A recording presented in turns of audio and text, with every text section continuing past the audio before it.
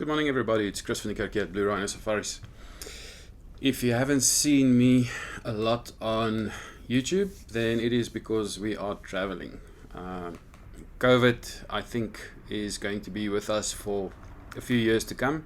The vaccines are going to make a difference, but the border crossings and the formalities, I think, will be as it is for a year to 3 years, maybe from now still.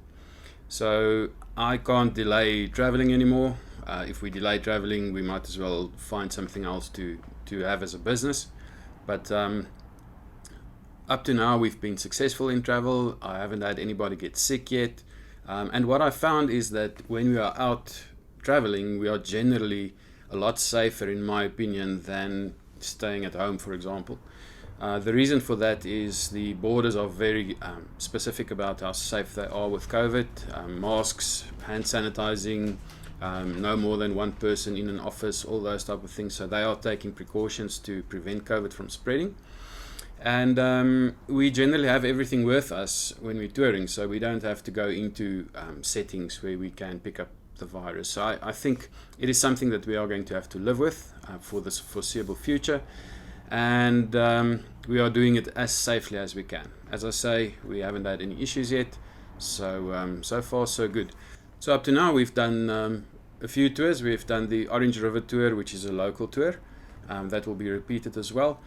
And then we did Southern Kalahari, Namibia. We had to cancel because the Mata border is closed, and getting a COVID test to go into Namibia was almost impossible. Namibia subsequently changed the requirements, and we could actually have done it if we went a month later. I just did the Skeleton Coast tour. I'll show you a few pictures at the end of this video just to show you what it was all about. Skeleton Coast tour is a specific one. We go in with the concession holders, and we need 8 vehicles as a minimum to go in. And therefore I do not have a Skeleton Coast on my schedule for next year. What I'm going to do is get 8 names for 8 vehicles. As soon as I have 8 vehicles, we will talk about when, where, and we'll start arranging a trip for those 8 vehicles and whoever else wants to join those 8. So that's the way I'm going to do it. I'm not going to pre-book it on my system, otherwise I'm blocking out something where I need to get 8 vehicles, and if I can't get 8 vehicles, then I lose a whole month in my calendar. So if you want to do the Skeleton Coast, then make sure to give me your name. I put it on the list, and as soon as I have enough names, we start talking and we start arranging a trip. Great tour, I'll show you at the end. Next tour going out will be my Central Kalahari tour that came over from 2020, also a private trip that I'm doing. So after that, I'm doing Serengeti. My guys are ready, everything is done. We're basically just waiting for the date to arrive. So what I want to quickly add to you is which tours are available coming up. My Botswana tours, 11 and 19 July, is still available. I have 1 or 2 spots on both of them.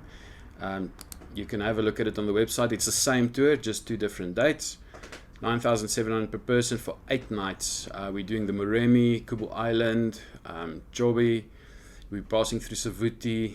So a very nice Botswana tour, getting out there and just doing our thing. So I do still have space on those available. If you are interested, let me know.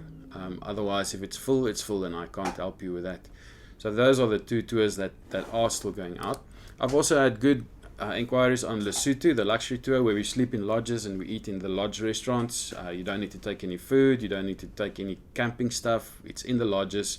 7,900 per person for 4 nights inside of Lesotho.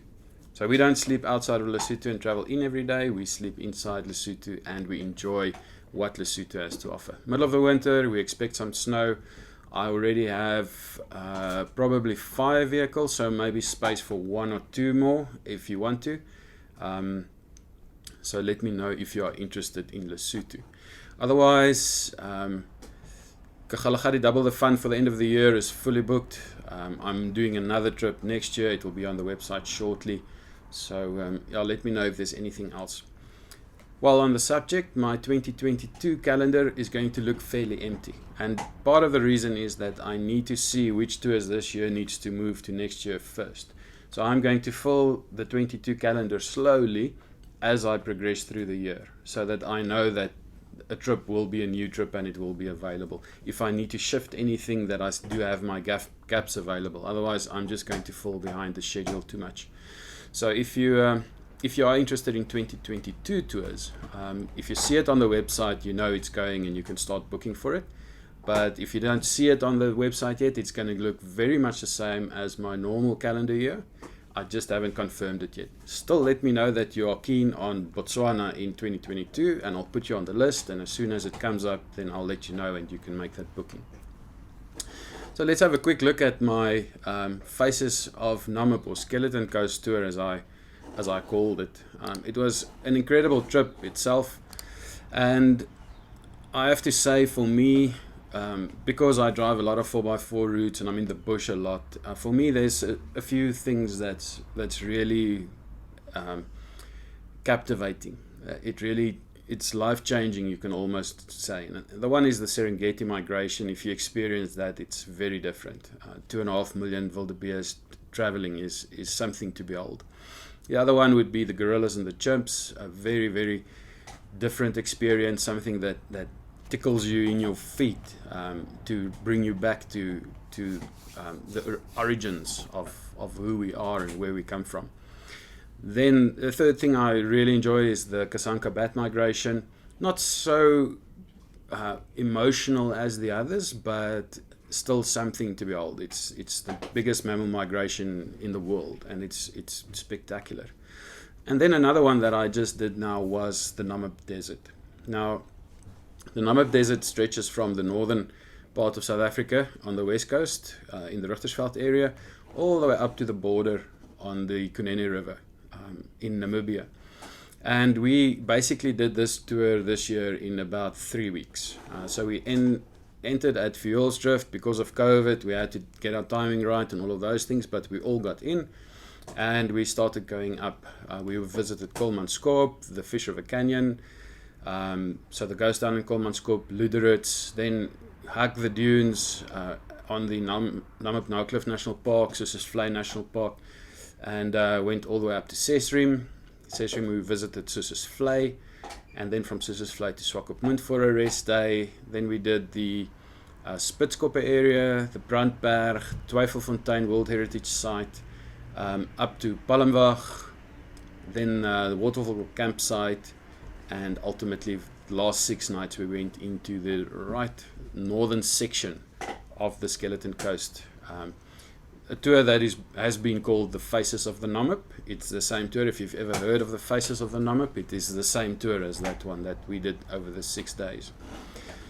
So we were there in flash flood time, and to have the flash flood period was something to behold. A few times we arrived at rivers that had a bit of a flash flood going, and it was quite incredible to see. When we got to the Ngongo waterfall campsite, we were swimming in the pool the one moment, and then this rush of water came through and the pool got completely packed with rocks, and it was this big flood coming down. So it was quite incredible to see. It was amazing. Everybody had cameras out and was sending the pictures to their loved ones as we went, so quite incredible. Then the Sossusvlei area is always a very nice area, and you get pictures that looks like this, with the Namib Desert, the oldest desert in the world, with some oryx, gemsbokke, springbuck, a few other animals around there. Then the climbing of the dune, always something that is on everybody's agenda, if you can do it and if you can't do it. But climbing of the dune at Sossusvlei, really, if you've done it, it's not a big dune, but it's a spectacular view of Sossusvlei itself. Sossusvlei has water in it at the moment, so that was another unique experience to see Sossusvlei with water in it. It doesn't happen every year, but it does happen from time to time.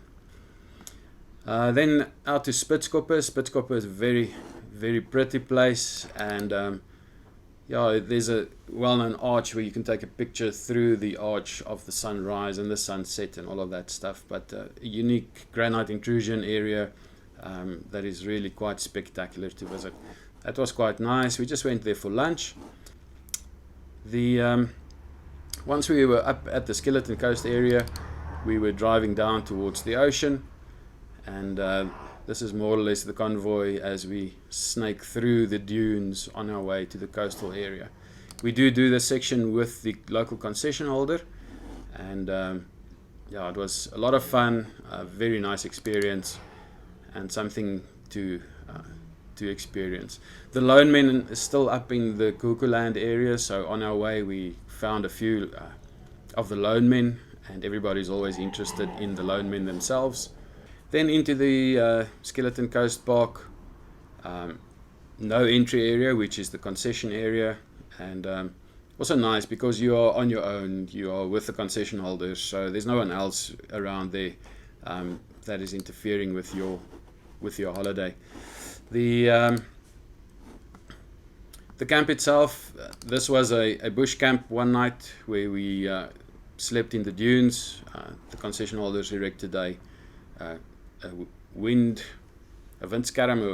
a wind hide for us so that we can get away from the wind. Everybody parked behind the dunes as well, and a very nice night in the bush.